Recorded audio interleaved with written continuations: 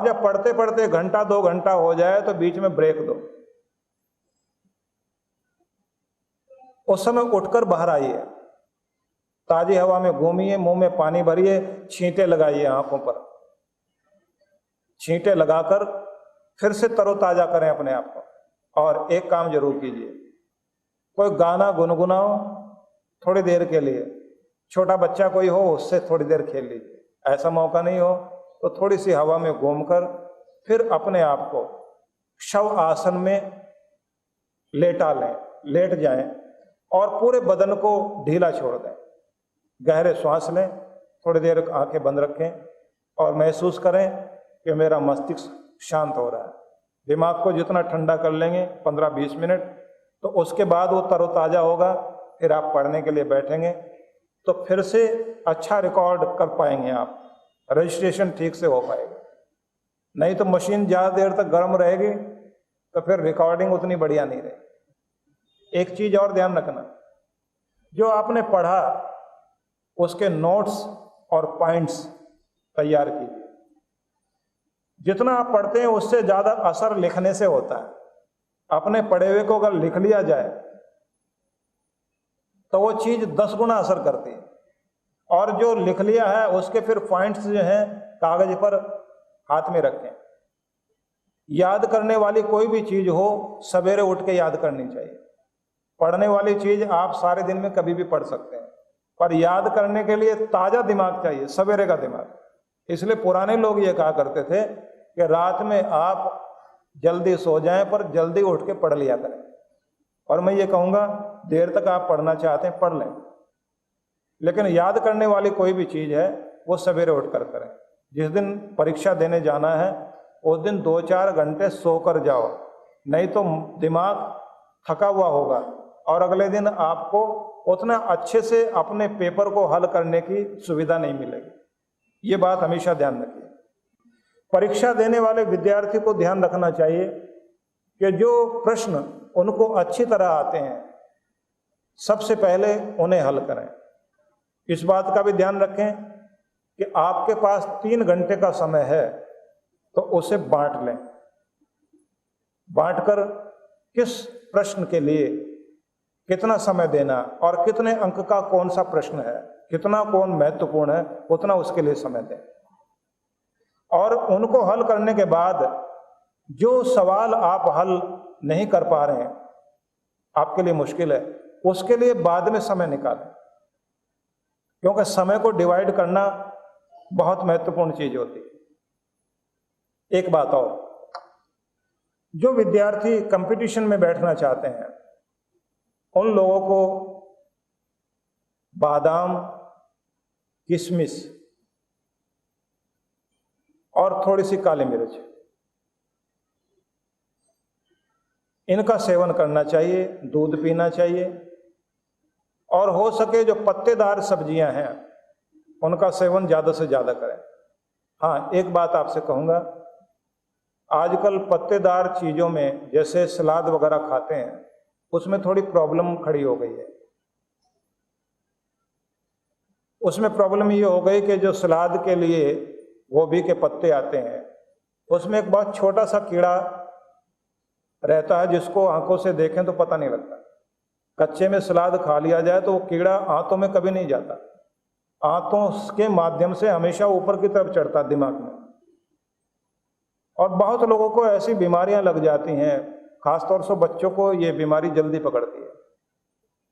वो कीड़ा अंदर अंदर दिमाग को खाता रहता है और एकाएक सिर सो जाता है, आदमी का आधा शरीर सो जाएगा।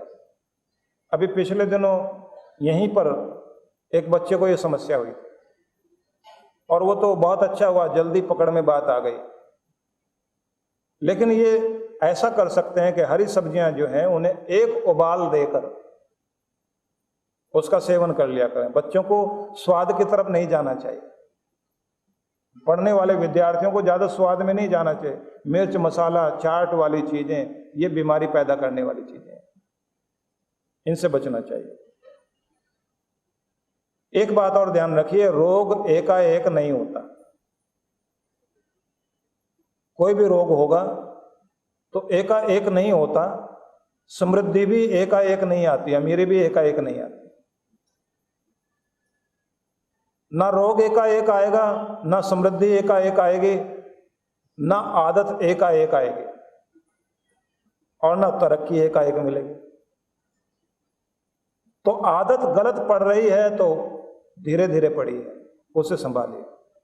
बीमारी आई है तो धीरे धीरे कुछ न कुछ गड़बड़ हुई है।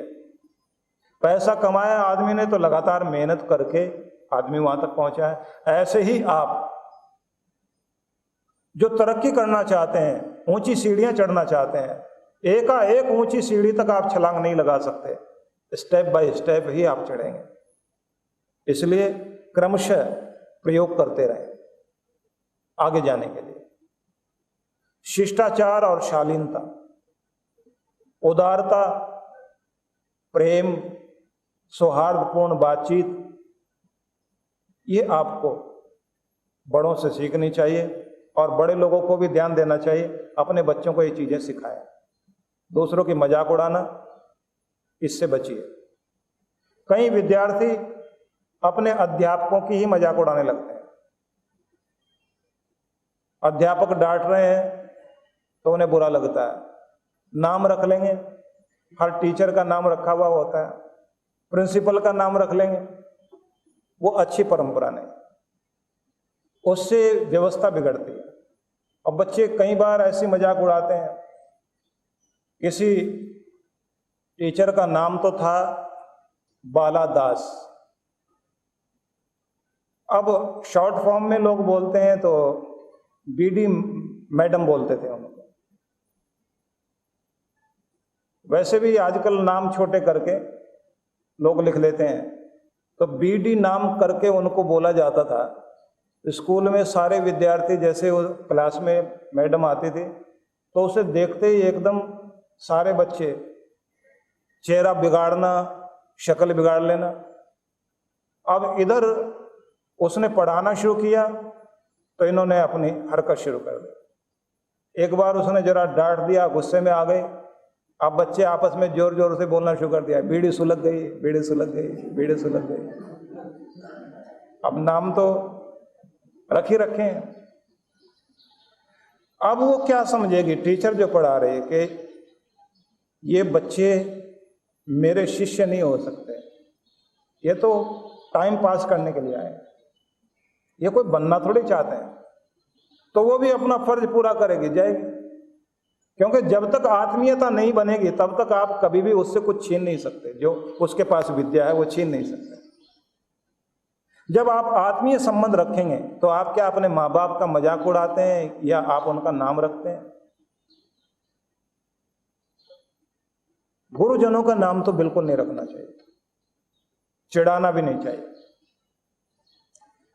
उनके अंदर जो कुछ है वो हमारे तक पहुंच सके, पूरी कोशिश करो उनके अंदर से वो चीजें ली जा सकें। और वो तब होगी जब आत्मीयता का संबंध बना लिया जाए।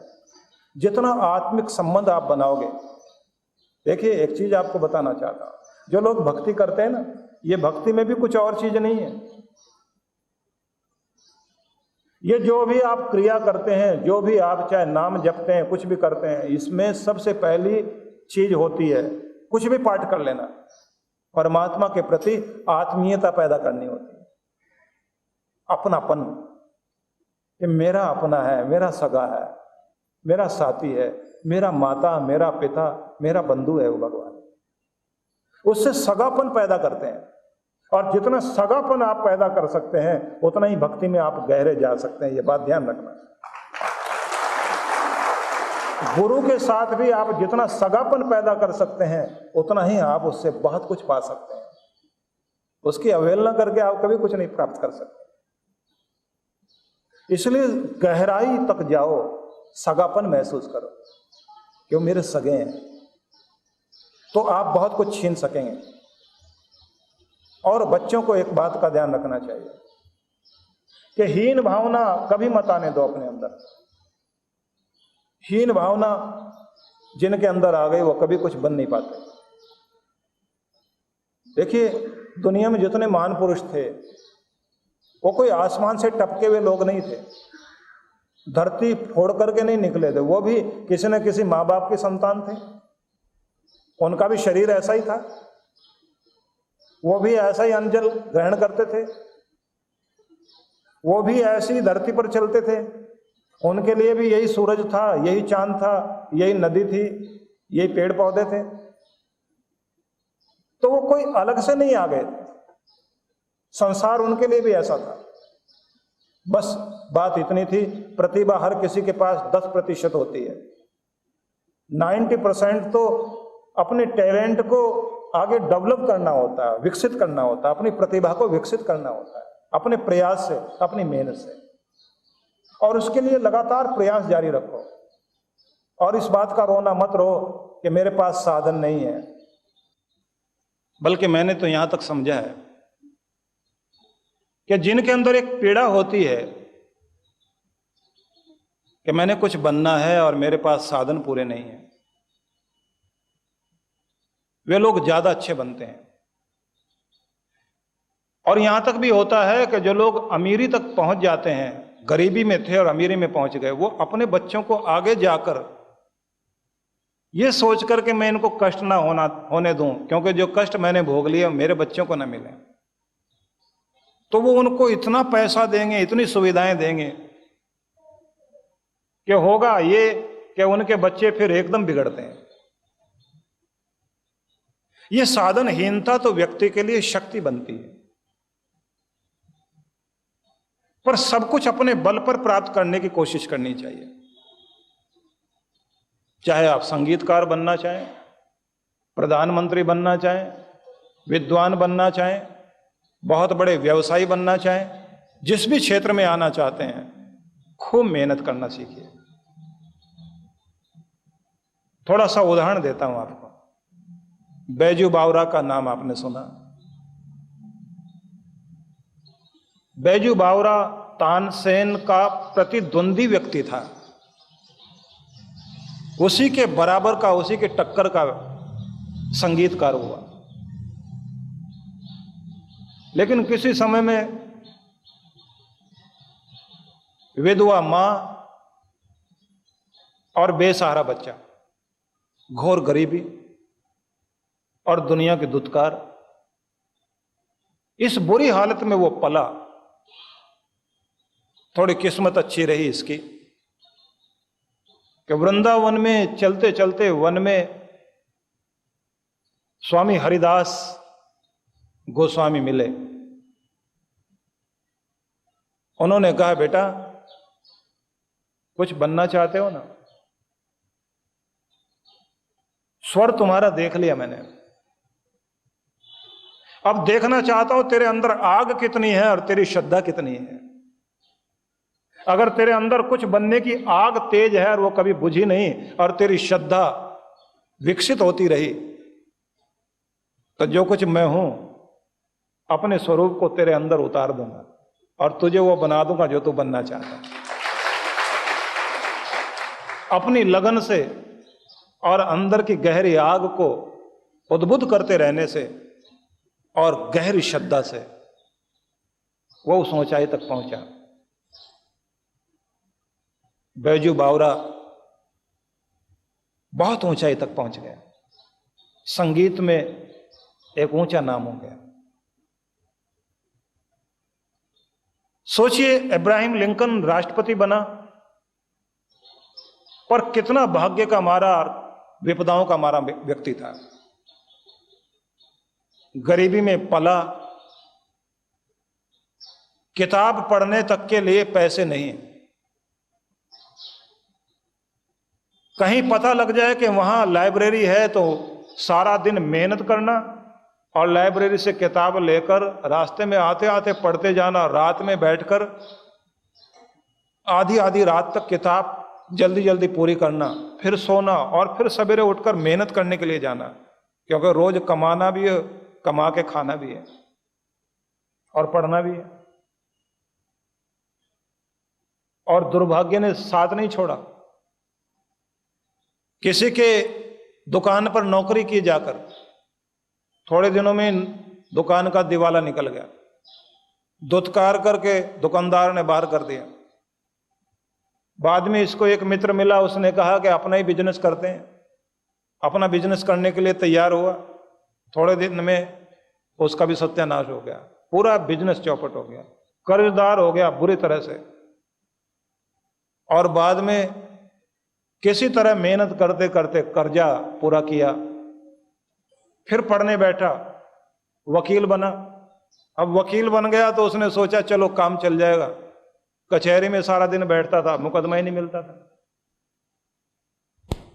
लेकिन एक खास बात रही, अपने अंदर की आग को बुझने नहीं दिया, अपनी मेहनत को खत्म नहीं होने दिया। गहरी लगन, निष्ठा और आगे बढ़ने की आग चलती रही। और बाद में वही व्यक्ति जब अमेरिका का राष्ट्रपति बना तो रंग भेद के खिलाफ लड़ने वाला व्यक्ति बना। और उससे भी ज्यादा बड़ी चीज थी, अपने राष्ट्र को सुदृढ़ राष्ट्र बनाया। और कैसा व्यक्ति था, राष्ट्रपति बनने के साथ ही पार्टी में रात्रि भोज के अवसर पर एक महिला ने मजाक उड़ाया उसका। मजाक उड़ाते कहा, यही है वो राष्ट्रपति। इसके फादर तो शू मेकर थे, मोची का काम करते थे, और मैंने कई बार उनसे अपने जूते ठीक कराए। तो इसने वो बात सुनी, सुनने के बाद पास में आया और आकर बोला, मेरे पिता ने अपना काम तो ठीक से किया था ना, कोई शिकायत का मौका तो नहीं दिया। उसने कहा, नहीं, जूते तो वो बहुत बढ़िया बनाते थे, काम तो बहुत बढ़िया करते थे। तो उन्होंने कहा, पूरी ईमानदारी से करते थे? बोले बिल्कुल। ये बेईमानी तो नहीं की? बोले नहीं। बोले जब मेरे पिता ने अपना काम बढ़िया करके दिखाया और बेईमानी बिल्कुल नहीं की, किसी को ठगा नहीं, तो उसका बेटा भी अपना काम ईमानदारी से करके दिखाएगा और किसी को ठगेगा भी नहीं, शर्मिंदा नहीं हुआ। अगर अपने देश के उदाहरण को लेना चाहें, भारत देश में चाणक्य, पिता कैद में रहे और बाद में उनकी हत्या हुई। प्रशासन ने उनको इतना प्रताड़ित किया, अत्याचार सहे, और अपनी बेसहारा मां को छोड़कर यह बच्चा पाटलिपुत्र, पटना से चलता हुआ तक्षशिला तक पहुंचा, पाकिस्तान पेशावर तक। बहुत बड़ा विश्वविद्यालय था उस समय, वहां पढ़ने के लिए गया। न जाने कितना नंगे पांव चला होगा, कहां कहां क्या साधन मिला होगा, भूखा प्यासा चलता चलता वहां पहुंचा। लेकिन जब वहां गया तो विश्वविद्यालय में पता लगा कि यहां साधनहीन बच्चे नहीं पढ़ पाते। अमीरों के लिए जगह है, गरीब के लिए नहीं। लेकिन उसने शिकायत नहीं की कि मुझे जगह नहीं मिलेगी। उसने कहा कोई बात नहीं। इसने पता लगाया कि यहां पढ़ाने वाले जो आचार्य लोग हैं वो कहां रहते हैं। तो उनकी जो कॉलोनी थी और जो घर बने हुए थे, वहीं पेड़ों के नीचे जाकर बैठ गया। और जिसके बारे में पता लगा था कि ये आचार्य बहुत विद्वान है, उनके घर में जाकर इसने कहा उनकी पत्नी से कि मां, मैं तुम्हारा कुछ काम कर दूं? उनके बर्तन साफ किए, उनके कपड़े धोए, उनके घर की शुद्धि का ध्यान किया। रोज काम करता था। जो वो खिला देते थे खा करके पेड़ के नीचे जाके सो जाता था। महीनों तक मेहनत की। एक दिन उस घर की गृहिणी ने पूछ लिया कि तू अपने घर नहीं जाता, रात में यहीं सो जाता है, तू है कहां का? अब उन्होंने बताया कि हम तो पाटलिपुत्र से चल के आए हैं। हमारे पिता इतने बड़े विद्वान और राज्य में क्रांति पैदा करने वाले व्यक्ति हैं, लेकिन उनकी राजा ने हत्या कर दी। घर में मां का मैं ही सहारा था, पर मैं कुछ बनना चाहता था। यहां आया तो हम गरीब हैं ना, इसलिए हमको जगह नहीं मिली। तो हमने एक बात सोची कि चलो हम कुछ बन नहीं पाएंगे, लेकिन जो विद्या दान करते हैं उनकी सेवा करते रहें तो उससे ही हमारा भाग तर जाएगा, इसलिए हम आपकी सेवा कर रहे हैं। अब जब बच्चे ने ऐसी बात कही तो उस महिला को रोना आ गया। उसने कहा, बेटा मैं तुझे पढ़ाऊंगी। अपने पति से कहा कि इस बच्चे ने कितनी सेवा की और इसमें कितनी लगन है। जो कुछ बनना नहीं चाहते उनको लोग पढ़ा रहे हैं, और जो कुछ बनना चाहते हैं उनके लिए कोई खर्च नहीं करना चाहता। इस बच्चे को कुछ पढ़ने का मौका मिलना चाहिए। उसके बाद चाणक्य पढ़ने शुरू हुए उसी विश्वविद्यालय में, और पढ़ने के बाद अपने ही विश्वविद्यालय में अध्यापक लगे, और वहां अध्यापक लगने के बाद अपने विद्यार्थियों को नेतृत्व देने वाले बने, और उसके बाद उन्हीं विद्यार्थियों को लेकर देश के अंदर क्रांति पैदा की। और बाद में चंद्रगुप्त उनको मिला, चंद्रगुप्त को पढ़ाया, उसको नेतृत्व करने के लिए आगे बढ़ाया। और आपको आश्चर्य लगेगा कि वही चाणक्य भारत देश के ऊपर प्रधानमंत्री बनकर 24 साल तक राज्य करता रहा। हिंदू कुश पर्वत से लेकर बंगाल की खाड़ी तक एक विशाल भूभारत को उसने इकट्ठा कर दिया, संगठित कर दिया। विदेशी आक्रांताओं का उस समय बहुत बड़ा बोलबाला था, हमले पर हमले होते थे, पर उन सब घुसपैठियों को उसने बाहर किया और पूरे देश को एक करके दिखाया। और मैं ये कहना चाहता हूं कि भगवान श्री कृष्ण की उस नीति को, जिस नीति के तहत उन्होंने खंड खंड भारत को एक किया था, उस नीति को अगर दुनिया में किसी ने बाद में समझा, चाणक्य ने समझा। और चाणक्य के बाद अगर उसी नीति को किसी ने आगे समझा तो सरदार पटेल ने समझा, जिसने खंडित भारत को एक करके दिखाया। आप सोचिए कि कैसी लगन से कहां वो पहुंचा। पर एक चीज उस व्यक्ति ने रखी, अपनी गरीबी को कभी भूला नहीं। देश का प्रधानमंत्री बनने के बाद भी कभी वो समृद्धि में नहीं रहा। शहर से बाहर कुटिया बनाकर वहां रहा करता था। और वो कहता था चंद्रगुप्त को, चंद्रगुप्त, जिस देश का राजा रात में चैन से सोया करता है उसकी प्रजा चैन से कभी नहीं सो सकती। कि रात को निकल बाहर, प्रजा का हाल जान और उनके दुख दूर कर। जहां राजा अपनी खुशी का ध्यान रखेगा वहां प्रजा को खुशी नहीं मिलती। यूरोप का मैकियावली और भारत का चाणक्य, दो लोगों को माना जाता दुनिया के सबसे बुद्धिमान लोग थे।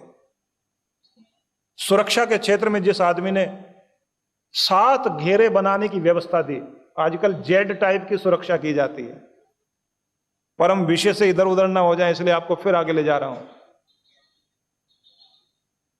चीन में कन्फ्यूशियस, जिनको चीनी नाम कुंग फुत जू नाम दिया जाता है, उस व्यक्ति ने भी, वो भी एक तरह का भाग्य विधाता रहा वहां का। लाओ त्से और कन्फ्यूशियस, 2 व्यक्तियों को माना जाता है कि चीन के पास एक बहुत बड़ी समृद्धि थी ज्ञान की। किसी देश के भवन उस देश की समृद्धि नहीं होती, भावनाओं के जो भवन होते हैं वही उस देश की समृद्धि होती है, और वो किसी महान पुरुष और विद्वानों के द्वारा ही स्थापित हुआ करते हैं। कन्फ्यूशियस 3 वर्ष की उम्र में उसके पिता की छाया उसके सिर से उठी।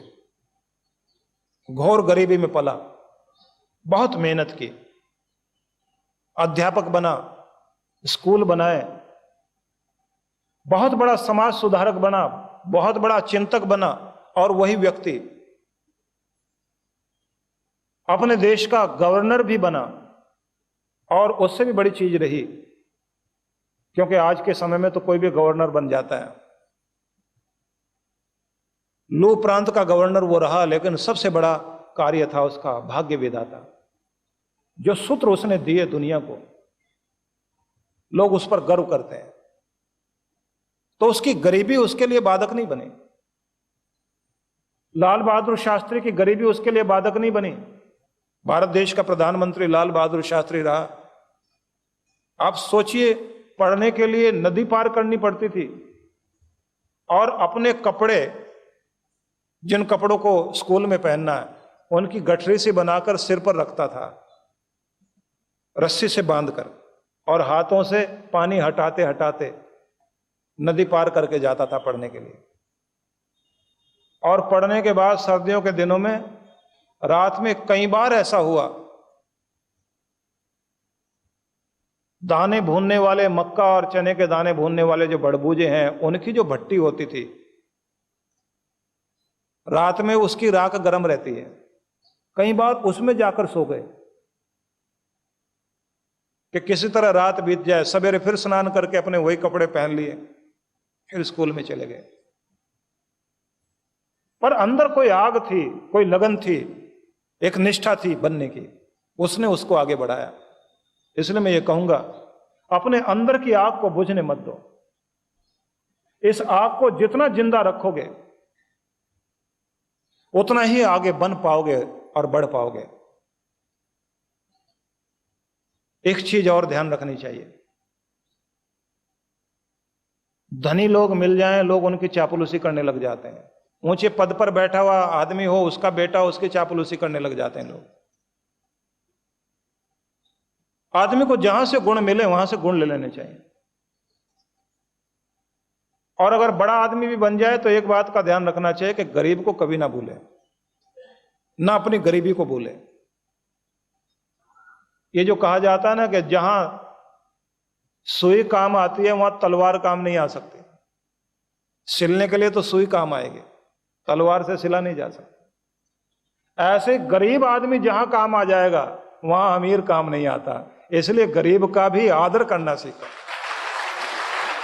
उसको भी इज्जत देने सीखो, वो बहुत काम आता है। तो जीवन में जहां जहां जो जो जिन जिन लोगों से जिस जिस प्रकार से गुण सीखने का मौका मिले, उन गुणों को जरूर सीखना चाहिए।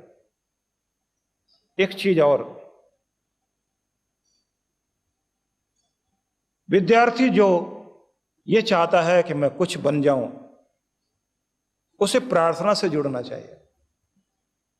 गायत्री मंत्र बहुत अच्छा मंत्र है, तो गायत्री मंत्र का जाप करें, सवेरे उठकर प्रार्थना करें और शाम को भी सोने से पहले प्रार्थना करके सोए। खुश रहना, मुस्कुराते रहना, पानी ज्यादा से ज्यादा पीना, थोड़ी बहुत फिजिकल एक्सरसाइज करना, रुचि पैदा करना। किसी भी कार्य के लिए रुचि पैदा होगी, लगन लगेगी, तो उस कार्य में सफल होने में ज्यादा आसानी रहती है। ये जरूरी है कि विद्यार्थियों को कम से कम नींद लें। और ये जो कहा गया अल्पाहारी गृह त्यागी, अल्पाहारी हो, ज्यादा खाने से नींद आएगी। और कई विद्यार्थी क्या करते हैं, रात में कॉफी पिएंगे, चाय पिएंगे, फिर नींद भाग जाए, उससे बुद्धि पर असर पड़ता है, याद करने की शक्तियां कम हो जाएंगी। और एक बात और ध्यान रखना, जो विद्यार्थी व्यसनों में पड़ जाते हैं, गलत तरफ पड़ जाएंगे, उनका ओज खत्म हो जाता है, अंदर से स्मरण करने की शक्ति खत्म हो जाती है, टैलेंट खत्म हो जाएगा। इसलिए एक अजीब चीज आप देखेंगे, दुनिया में सबसे ज्यादा अच्छे विद्यार्थी याददाश्त के हिसाब से भी भारत के विद्यार्थी हैं। अमेरिका के विद्यार्थी आपसे पिछड़े हुए हैं, क्योंकि वहां भोग विलास का साधन सामने है, ओज नहीं है उनके अंदर। बात बात के लिए कैलकुलेटर की सहायता लेनी पड़ेगी उनको, भारत के विद्यार्थियों को नहीं। यहां का मंद और कुंद विद्यार्थी भी जब अमेरिका में जाता है तो थोड़े दिनों के बाद में ही वो क्लास में फर्स्ट आना शुरू हो जाता है। ये जो ओज तेज है, ये बहुत बड़ा काम करता है। जिन लोगों की शादियां हो जाती हैं, शादी हो जाने के बाद वो पढ़ने बैठते हैं तो वो ठीक से उतना पढ़ नहीं पाते, क्योंकि याद नहीं होता। संयम और ओज ये बहुत बड़ा कार्य करती है, विद्यार्थियों के लिए तो बहुत बड़ा कार्य करेगा। इसलिए इस बात का ध्यान करके चलें, एकाग्रता धारण करें, निश्चित रूप से सफल होंगे और आसमान को अपनी मुट्ठी में कैद कर सकेंगे। बहुत बहुत शुभकामनाएं। जीवन संचेतना आध्यात्मिक जागरण की संदेश वाहक मासिक पत्रिका। ये देववाणी है।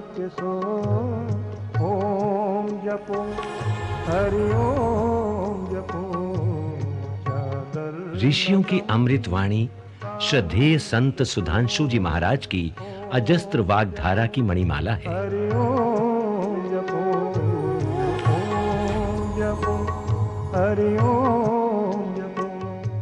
परम पूज्य सुधांशु जी महाराज के अमृत वचन।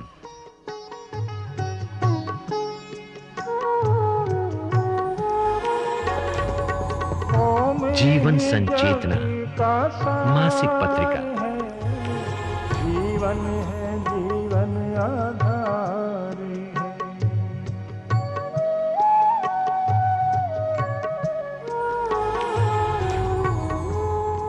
अधिक जानकारी के लिए संपर्क करें विश्व जागृति मिशन, ओंकारेश्वर महादेव मंदिर, जी ब्लॉक, मानसरोवर गार्डन, नई दिल्ली 15।